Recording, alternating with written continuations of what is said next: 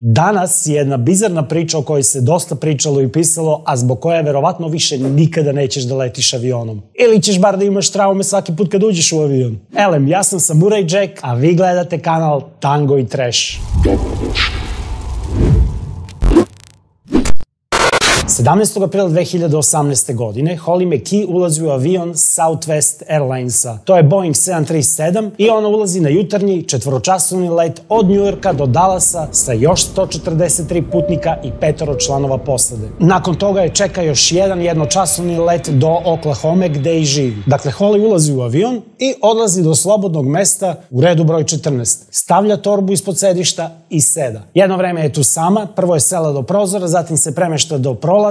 I had actually initially taken the window seat, and then I'd had a really large cup of coffee and thought I'm going to be inconveniencing everybody. I nakon toga joj prilazi 43-godišnja Jennifer Riordan, koja je pita da li je mesto do nje slobodno. To je zato što kompanija Southwest Airlines ima open seat politiku, što u osnovi znači da sedišta nisu numerisana. Mesta su numerisana. Ne, ipak nisu numerisana i možeš da sedneš u suštini na bilo koje slobodno mesto u avionu u trenutku kada uđeš. Jennifer se provlači pored Holly i seda na sedište do prozora, sedište 14A. I ona ostavlja ranac ispod sedišta, izvlači knjigu i kreće da čita. Avion su međuvremenu puni, za sada je ono srednje sedište među njima prazno, jer po nekom nepisavanom pravilu svi izbegavaju srednje sedište zato što realno sediš između dve osobe i skoro nikad nemaš mesta, ali u jednom trenutku u avionu samo ta mesta ostaju upražnjena i njima prilazi neka tinejdžerka koja zeva u mobilni i sede između njih dve. Gejt je zatvoren, putnici su se ukrcali i kreće standardna bezbedonosna procedura. Veži pojaseve, uspravno sedište, maska se stavlja tako i tako, bla bla bla. Međutim, većina onih koji stalno putuje ne obraća pažnju na ono što stewardti govore, da li zato što slušaju muziku ili šalju poslednju poruku pred let, sve jedno.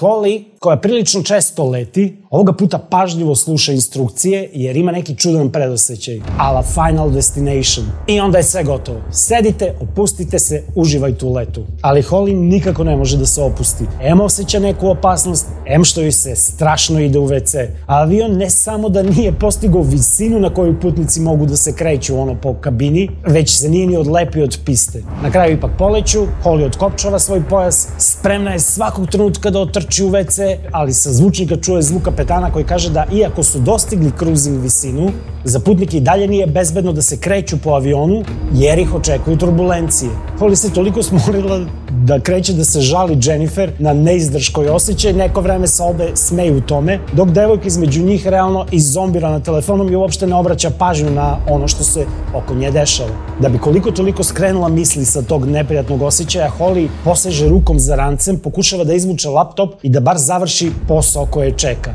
I dok je sagnuta i pokušava da izvuče laptop, čuje dve snažne eksplozije. Jedna je kao tup zvuk i dolazi s polja, a druga je bukvalno sa njene leve strane. I onda se začuje onaj zvuk vuš, koji proleće kroz čitavu kabinu. It was very sudden. So there was the kind of boom pop sort of on the side over to the left side and the oxygen masks dropped. Istog momenta hladnoća ispunjava kabinu i ceo avion se strmo naginje na levu stranu. Holly podiže pogled i istovremeno vidi maske koje ispadaju ispred nje. Čuje da ljudi vrište i vidi stjuardese koje trče po avionu i pokušavaju da spreče masovnu histeriju koja je upravo zavladala. I ne može da veruje da će ovako umreti. Okreće se i vidi užasnu scenu. Prvi zvuk koji je začula je bila u stvari eksplozija levog motora, koji od siline eksplozije izbacuje zaštitu za motor, odbija se od trupa aviona i udara u staklo u prozoru u njihovom redu. Što proizvodi drugi zvuk koji je čulo, onu lomljavu stakla. Ta rupa sada dovodi do dekompresije aviona, jer na toj visini čak i mala rupa na trupu isisava iz aviona sav vazduh i sve ono što nije pričašćeno, što znači i ljude.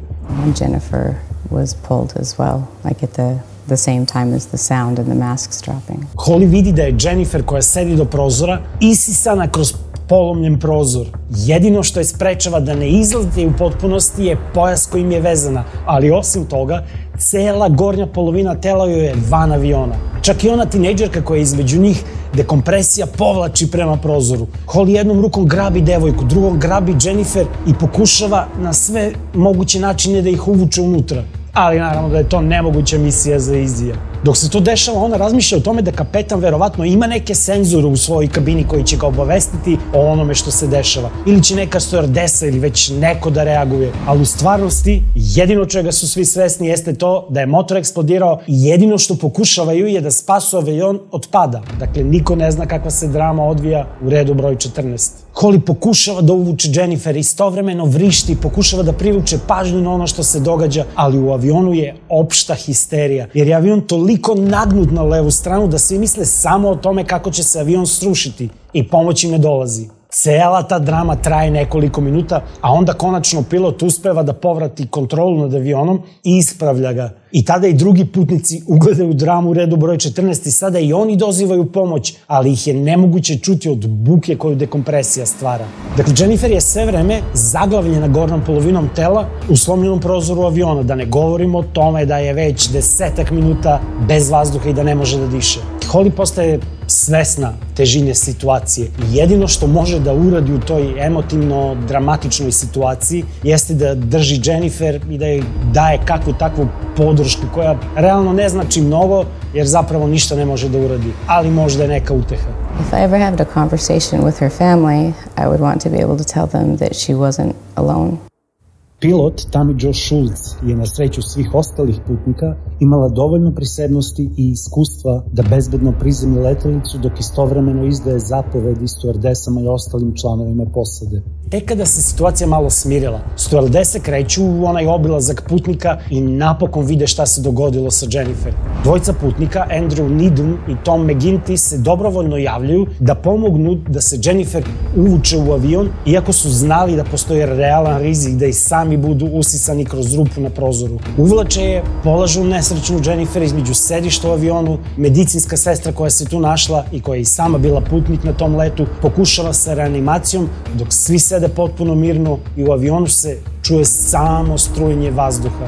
Na kraju, 11:21, avion prinudno sleće u Filadelfiju. Medicinski tim na aerodromu odmah odvozi Jennifer u bolnicu, gde nažalost i umire. Osim same bizarnosti priče, zanimljivo je to koliko jedan mali detalj može da promeni situaciju. Što govori da je teorija haosa možda i u pravu kada kaže da zamah krilima malog leptira na jednom kraju sveta može da dovede do tajfuna na drugom kraju. Zašto to kažem? Holly inače voli da sedi do prozora kada leti avionom. Jedini razlog zbog koga je odlučila da to ne uradi ovog dana je taj što je pre leta popila veliku količinu kafe na aerodromu i što je znala da će joj sići u WC i u poslednjem momentu je zamenila mesto do prozora sa onim na prolazu što je na kraju krajeva i spasilo život.